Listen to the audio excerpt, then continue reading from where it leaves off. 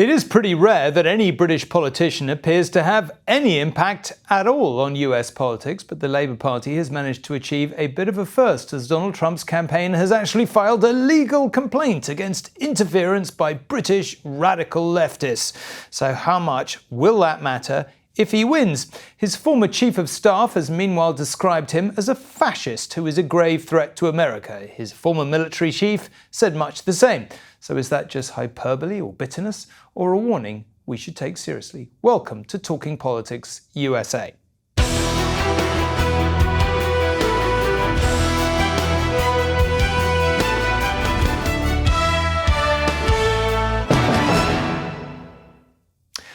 Hello, well, you can do the maths. It is just 2 weeks until November the 5th, and to discuss another pretty extraordinary set of headlines, I'm joined again today by our US correspondent Dan Rivers, alongside Jessica Taylor from the Cook Political Report, and Adam Hodge, a former advisor in both the Biden and Obama administrations. Well, welcome to all of you. Dan, maybe I can start with you. What do you make of this row about Labour officials helping out Harris and how much it actually matters? Has it really had any impact on the American political scene? Do you think Trump's genuinely annoyed or doesn't really give a damn? And will it impact his relationship with Keir Starmer if he wins? Well, I mean, it hasn't caught fire in the way it has perhaps in the UK because there's a lot of other things going on. I think just to kind of recap, if I may, just to kind of explain what this story is. So in essence, the Trump campaign have filed an official complaint to the Federal Election Commission saying that Labour Party workers coming over here to campaign with the Democrats have breached the rules. There are very tight rules about campaign finance and how much people can spend on transport and so on. So they have lodged this official complaint. The Labour Party have pushed back and said, they were doing it in their spare time. It wasn't funded or paid for by the Labour Party. So there's a bit of a kind of dissection of exactly what happened to be had. The timing is interesting, though, Tom, because it's come right after the other story you mentioned, which Trump's former Chief of Staff, John F. Kelly, a decorated Marine general, going on the record with both the New York Times and the Atlantic magazine, being highly critical about Donald Trump, saying he fits the kind of template of a fascist, and that he made comments, in approving of some of the things Hitler did. So, I suppose you could view this perhaps as a distraction by the Trump campaign to try and change the subject of the conversation away from very difficult comments that John Kelly made less than 2 weeks now before voting day. Dan, I'll come back to that in just a second. Jessica, maybe I can come to you. Does this Labour Party thing mean anything in America? Do you think it could affect Trump's relationship with the UK if he wins? Or do you think this is, just as Dan was sort of implying, a bit of a distraction technique that'll disappear? Yeah, I don't think it's breaking through in the US media, really. I mean, it's probably they're more in the UK. I mean, I think that certainly we saw Trump in his first term have an antagonistic relationship with many foreign leaders, apart from Putin and different things. And the UK and the US have this special relationship. And if he is faced with, having a Labour Party prime minister, it certainly could affect that. But I think when it comes down to it, that there are certainly other things, including, as Dan said, for General Kelly's comments that are certainly more at the forefront of American politics right now, with less than 2 weeks to go. Adam, well, let's maybe move on to General Kelly's comments. I mean, I guess the very difficult thing, being candid about this, covering American politics right now from the UK, is almost like there's two elections, right? There's the left versus right election. There's the economic policy versus the economic policy, the immigration policy versus the immigration policies. There's the argument about abortion. And then we have one leader who his former chief of staff is describing as a fascist. That's just an extraordinarily serious thing to say about anyone, let alone the potential leader of the free world. His former most senior military commander has said exactly the same thing. I guess my question to you is, from a British perspective, lots of people here might say, how is Harris not 10 points ahead in the polls? That's the thing a lot of people don't understand. If this man is a grave threat to America, then why isn't Harris miles ahead? And if he's not such a threat, why do these people keep saying these incredibly hyperbolic things? I think it's two things, Tom. One, we live in America is just a bitterly divided partisan country. And so you are going to see people go into their respective camps, aided and abetted in some respects by the split in media and news consumption, where all that people hear really are what they're reinforcing what they've already heard. So people who are tuning in to Trump's rallies or undecided voters who maybe watch Fox News, they're not hearing a whole lot about John Kelly and his comments about Trump being a fascist and Mark Milley's comments about him wanting to be a dictator. I think that's number one. I think number two, there really is a sense from the Harris campaign, and you've seen them latch on to this, that this is a way to drive a wedge with some of those Nikki Haley and some of those independent leaning voters who have doubts about Trump. And so today, quickly on the less than 24 hours after the story came out, the vice president did an event where she spoke to these comments and these assertions from former Trump's people, and the campaign is latching onto them. I don't know that it's going to make a huge difference in the overall margin, but we're talking about such a narrow race that any couple of votes, 2 votes per precinct per state, could be the difference in the election. And, having spent some time in Pennsylvania last weekend talking to some undecided voters, I know they're still making up their mind. And if any little bit helps, the Harris campaign will certainly take it. Dan, I'll come back to you in a second. But Jessica, I notice you've been nodding. You want to get in here? Yeah, I mean, I think Adam is right there. I mean, I think when you look at some of the fundamentals of this race and where the economy is and where the Biden administration is when it comes to those issues, that if there were another Republican candidate, I think this race would have been very different and the Republicans would be the clear favorites probably. But it is because of Trump and because of these things that he says and does and his approach to things like this that are making the race tight. So I think it just speaks to that in that regard. But I mean, I'm really interested to see how this plays out in the next 48 hours or so, especially as people are now early voting, going to the polls, mailing in their absentee ballots. Because as I've been talking with Republican strategists who are critical of Trump, they've been telling me for weeks now that Harris sort of very much needs to lean more into this. Trump is a threat to democracy. I mean, she has at different times, but I think that this gives her a new sort of news peg to talk about this in this regard. And that, she has been campaigning across the country with former Republicans like Liz Cheney and different things. But to have someone of General Kelly's stature within the military saying these things, I would get some of these comments and add as quickly as possible. And Adam's right. I think she, was very wise to have this news conference very quickly in that regard. But could this make the difference? Because when we see in our polling, that is where Trump is still weakest when it comes to issues of democracy, protecting the rule of law and different things. So does that move up the issue set for voters? It could with those swing voters, and that we are talking about just a very small portion they're going to decide some of these states. Dan, I mean, look, from the point of view, I think, from a lot of people watching here, it just seems so extraordinary. I mean, I can't imagine, a former defense secretary, a former chief of staff, or a former chief of the defense staff here in the UK describing a British political leader as a fascist. I mean, that's such an incredibly serious accusation to make against anyone, let alone the leader of the free world. And you think back over the past century, time and again, America has saved the world's bacon from fascism or dictatorship or aggression. First World War, Second World War, Cold War, imperfectly in the Cold War, one could argue, but nevertheless, the standard bearer of freedom. And here is a guy who might be about to win again being described as a fascist. I mean, sitting there in Washington, what do you make of it? I mean, we're a long way from the kind of lofty ideals of the shining city on the hill, aren't we? I just drove past Arlington Cemetery on the way to filming something this morning and saw the Iwo Jima memorial there, and that sort of embodies the place, that America holds dear in its soul, really, of, what it feels is a beacon of democracy around the world, a force for good.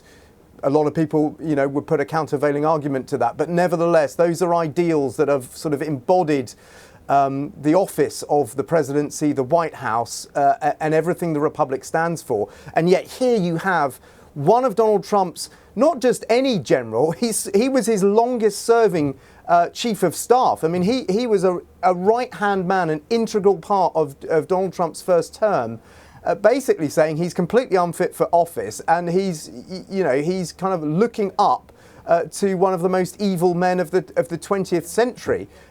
It is frankly astonishing, but we've gone to a lot of very odd places in this campaign, frankly, in the last few weeks. I mean, maybe we're going to come on to this, but we've had Donald Trump going into a McDonald's drive-through, trying to undercut Kamala Harris's claim that she worked in a McDonald's in 1983 to burnish her working class roots, and suggesting that she was lying and trying to sort of say he's done more work in a McDonald's than she has. So, where are the big debates about the big issues in the world? Where are the debates about Ukraine, about China, about the Middle East? It seems to be this kind of race to the bottom in many ways, led primarily by Donald Trump, who we talked about this on the last podcast, I think, talking about the private parts of Arnold Palmer, the golfer. I mean, any of this stuff individually in any other election in any other country would be politically fatal, and yet the polls just don't move. Adam, one of the reasons that it seems to me that Trump isn't falling behind, despite all these things that we're talking about, is that a lot of people simply don't really believe he is a threat to democracy. Yeah, they acknowledge he might have a big mouth, which he shoots off, but that by and large, we survived last time, America survived last time, he did some stuff they liked, some stuff they didn't like, but actually he won't be that bad. The threat to democracy is exaggerated. You've been in government, you've served in more than one administration. What do you think precisely is the threat that John Kelly and Mark Milley are warning about? Like, what should the world really be worried about? That he's going to, try and overturn the 22nd Amendment and, stand for a third term? I mean, what is the warning about, in so much as we should take it seriously? I think we got to take it seriously because it's the words that have come out of Trump's own mouth. I mean, he has said he will terminate the Constitution. But I mean, the words out of his mouth. He has said that he will unleash the National Guard or the military against his political opponents and his adversaries. And he's named members of Congress specifically as people who he would potentially come after. Those are real grave threats and that are worth taking seriously. And I think that's why you've seen the Harris campaign talk about it. The thing I don't want to lose sight of, though, is that, and Jessica knows this better than most, the campaign knows very clearly that the economy is one of the top issues for voters. And so I think as much as this is the news of the day and has the potential to be one of those sort of mini October surprises, my candid advice and assessment is like, don't lose sight of the bigger picture here. Voters want to know what you're going to do for their lives, and they want to know that you're going to try to help make things a little bit easier for them. And so if I'm the Harris campaign, as much as this is the news of the day, get back to the economy, talk about how you're going to help make things more affordable, how you're going to help create jobs and invest in the American economy. That, I think, should be the focus and the winning message in the last 13 days. Jessica, can I just ask you about that? There's a ton of polling, of course. I've listened to David, Plouffe from the campaign talking about, their internal data and what it is and or isn't telling them. He just seems to keep saying, the polls aren't telling us anything. It's very close. We know it's very close. We know there's some people who haven't decided. It's all about what they do. Do they turn up? He keeps saying, look, we don't think they're going to go for Trump. Really, the question is, are they going to turn up at all? You also spend a lot of time looking at data. Where do you think this race is really at? And who would you rather be in this last 2 weeks in terms of strict politics? I mean, the trend lines that we've seen over the last week, 10 days certainly benefit Trump in polls that I have seen.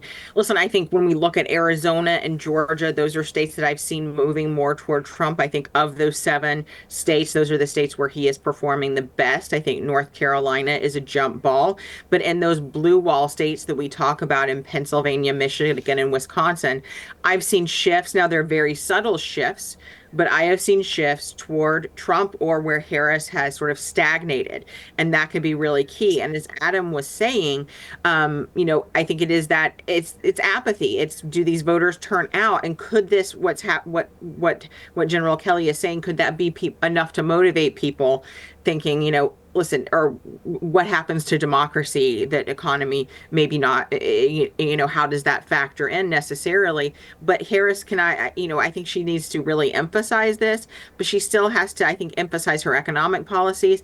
She's talking more about, there are some studies out about the tariffs that Trump has been talking about, how that would impact the economy. She brought that up briefly at the debate, and that debate is now as old as can be. It doesn't feel like it's factoring in as much, I think, until we have sort of something newsworthy that changes that. And as Adam said, I'm not sure if this is an October surprise necessarily in the traditional sense, but I still don't see anything knocking off economy and immigration being number one. But I also think there's a reason that these people are not totally sold on Trump, and that's where I think Harris sort of has to do the sell. And maybe it is just saying, I'm the lesser of two evils in that instance, because that's worked for Biden in 2020 in that regard, and reminding people of what the Trump administration and the first Trump term was like, and what a second Trump term could be like, sort of without some of those potential guardrails. Dan, you've spent a lot of time out talking to real voters. I mean, when we do look at the polls and look at the specifics, Trump seems to lead on the vast majority of issues. Aside from abortion and environment, he seems to lead on pretty much everything. Their favorability ratings don't seem to me to be that different. Maybe I've got that wrong, but it's not like there's a massive lead for one or the other. On the economy, on inflation, on immigration, he's got clear leads. But as you say, you have this stuff like General Kelly's comments. We know what happened in the storming of the Capitol. We know all that. Americans must at least know that to a degree. What's your sense of how these voters are weighing it up when you talk to them? Yeah, I mean, the economy is the one subject, followed closely by immigration that gets mentioned again and again, pretty much everywhere you go in the swing states. And I think that is still the battle that Kamala Harris needs to try and win. She's perceived as, as not being as strong as Trump on that, fairly or unfairly. But that's what a lot of voters have been telling us. On camera, we've been to all of the swing states now, and that is the message that is resounding again and again.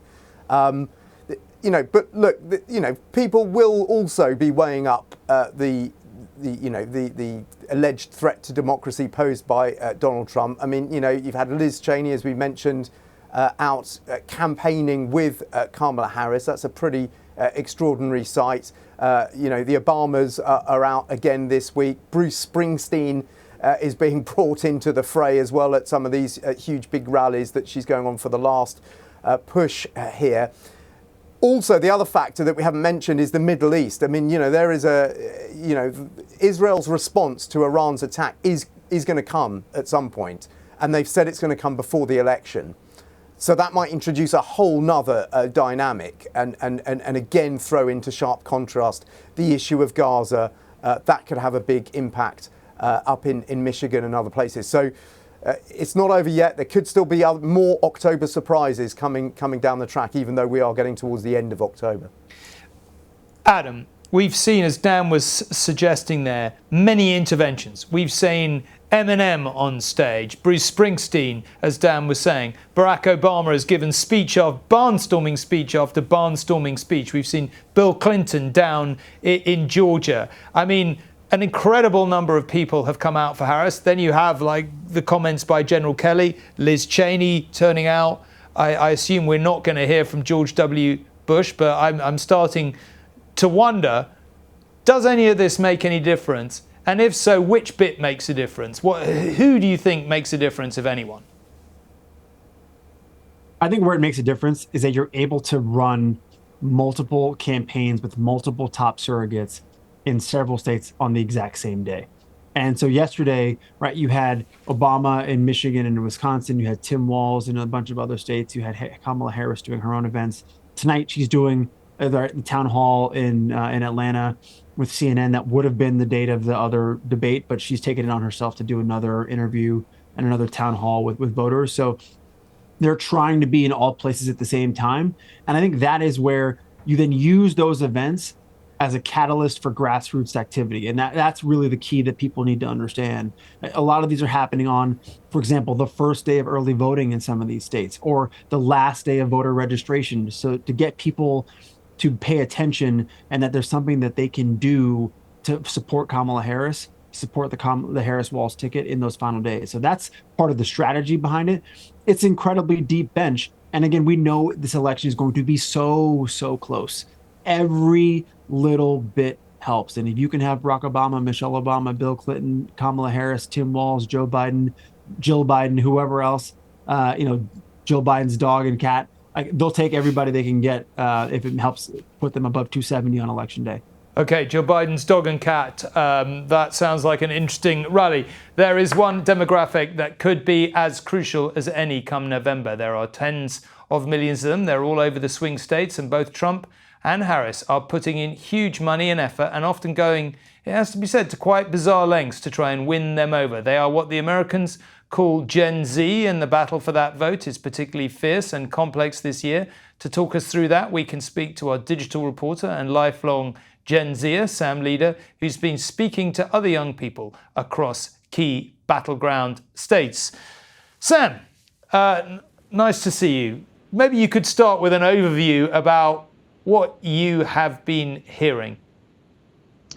Yeah, it's interesting that there seems to be, there is a big gender divide anyway, but it seems to be even more poignant among younger voters. You see the more people I've spoken to, more younger male voters are going towards Trump, and younger female voters are going towards Harris. And there's quite a stark contrast. There's also obviously this whole group of younger voters who feel totally disengaged from the election, don't feel like either candidate is speaking to them, and can't really see a way forward in this upcoming election. Sam, you might argue that Trump is a very old guy who makes jokes about golfers' private parts. There are lots of other positive things that people might say about him, but he's quite crude. I can see why some young men might find him, funny. He's iconoclastic. He breaks every rule. There are lots of things that I can see. He's a disruptor. Lots of things that people might find appealing. But why particularly young men? And I can see why young women might have gone in a different direction. But why have young men gone for Trump, or appear to be going for Trump? It's quite clear why. I guess they're not getting the younger female vote because of abortion. But in terms of young men, it feels like the people I've spoken to feel like there's almost a threat on their masculinity. If you look not just in the US, but across the world, we're in an age where young men are growing up in this social space where masculinity is the be all and end all. And that's really come through. They see Trump as this masculine sort of figurehead who can lead them through into some world where they feel comfortable again. And there was actually one young guy, I think he was about 22, who I spoke to outside the Trump event. I think we can hear from him, and he had this to say. Modern day LGBTQ, modern day feminism, these movements are meant to demoralize and go after men like us, call us trash, call us monsters, saying that we're what's wrong with the world, when we're the ones who built that world. And all of a sudden they want us to support them after what they've been calling us for the last 3.5 years. Now Kamala Harris wants our vote? I don't think so. So you can see kind of how they feel like with the rise of feminism and movements like that, they feel these young Trump voters I've spoken to anyway feel like they're being threatened. So they're running towards Trump. And it's been interesting actually that most people I've spoken to, I've asked if they're woke, and what their definition of woke is. And it's really interesting that a lot of the Republicans have said, completely anti-woke. A lot of them are looking towards more masculine figureheads. I mean, self-proclaimed misogynist Andrew Tate. There was one young guy at Penn State who told me that Andrew Tate had sort of reaffirmed his faith in Republicans. And I think that's because Trump kind of speaks to that masculine side. He's all about that, being the man and standing up for the family. And that's definitely cut through with younger male voters. Sam, a cynic might say that what you're describing is just misogyny. We live in a more equal world, and lots of young men can't handle the fact that that men don't have it their own way anymore. Is that fair, or do you think it's more subtle than that? Yeah, definitely. I think they especially the voters I've spoken to anyway, definitely feel like they've lost control, and their way of getting that back is by supporting someone like Trump. And they also kind of feed into this, that the reason the Democrats have lost it is because they feel like the Democrats are communism to them. That's what I've been hearing a lot. They say, we're going to lose our right to free speech. We're going to live in a world where, we can't say what we want to say anymore. And it's definitely, as I said, it's definitely cut through there. We see, of course, the intriguing thing about modern elections is that so much of it is online. We see stuff being cut and sliced and diced, and we see memes appearing, sometimes very funny ones, on both sides, often within minutes. In one sense, one of the great things about the social media world is how funny it sometimes is. What do you make of all that and the actual electoral impact of it? Obviously, sometimes it gives us a good laugh, but what does it mean? I don't think it's clearly having an impact. I would say memes have been really important, and we've seen just I know Dan was saying about the McDonald's stunts, and you've seen memes that Nancy Pelosi is going to buy McDonald's in an effort to kind of control Trump, and memes like that, and it's definitely playing a role. But I would say what's playing more of a role is actually the podcast and the bro vote, they call it, where you've got Trump in the next few days is going on the Joe Rogan podcast in the US. That's got one of the biggest audiences of any podcast. That, I think, is where these younger male voters are being influenced. On the other side, you do obviously have, with the Democrats, the brat vote. People, there have been signs everywhere of Demo Brat, which started with Charlie XCX, and how she's more sticking up for female rights and reproductive rights. But there was a very interesting Democrat advert that came out a couple of days ago about dating and balloon pops. I think we can listen to it. I work in finance, making six figures. How tall are you? 6'5". Okay. Do you work out? I like to stay active, yeah. Do you have a plan to vote? I didn't plan on it. So that was an interesting one, and it was met with a very strange response. Actually, a lot of younger voters saying that the Democrats have got desperate to release a video where they're saying, if you don't vote, it's going to affect your dating life. But in terms of memes and the importance in this election, I met with a group called the MAGA Boys, who are basically using memes to get across the Republican message. And this is what they had to say about, how important memes were to kind of get around that, what they call censorship. I remember being as a kid, you see the Sunday paper. My grandfather used to look at it, and they have a political satire. They have the little cartoons in the Sunday paper.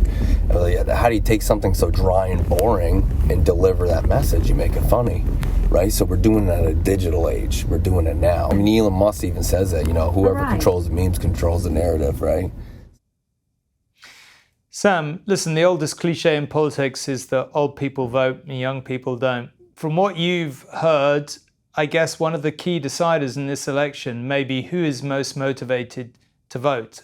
Are the young women you've spoken to more motivated to get out and vote than young men? Or do you think actually they're both quite motivated, both quite disinterested? What's your sense? They're motivated, but I would say the Republican voice, especially on campuses, is much louder. I went to an event with where Congresswoman Alexandria Ocasio-Cortez was there, and I mean that had a huge response. The line was right round the corner, but the Republican voice seems to be a lot louder, and they seem to be able to, they've got very good arguments. When I was chatting to them, every kind of point that I had, they would always come back with a counterpoint, no matter what I kind of said to them. But that's on campus. I mean, if you look off campus, I was in West Philadelphia and I met with a few younger voters there, and they were part of a group who had been affected in West Philadelphia by violence, and they couldn't see they couldn't see either candidate making any difference in their neighborhood. They didn't think that either candidate was speaking to younger voters. I think the difference is on campus, it's almost like an echo chamber, and they kind of bounce off each other and they become very politically motivated. But when I was off campus, it seems like a lot of younger voters are also disengaged. Sam, it was a genuinely interesting chat. Thank you very much for giving us your time, and we'll speak to you very soon. That is, sadly, all we've got time for. We'll be posting new episodes throughout the final stretch of this election campaign for you to watch on ITVX and indeed listen to on your favourite podcast platform. But for now, from all of us here on Talking Politics USA, goodbye.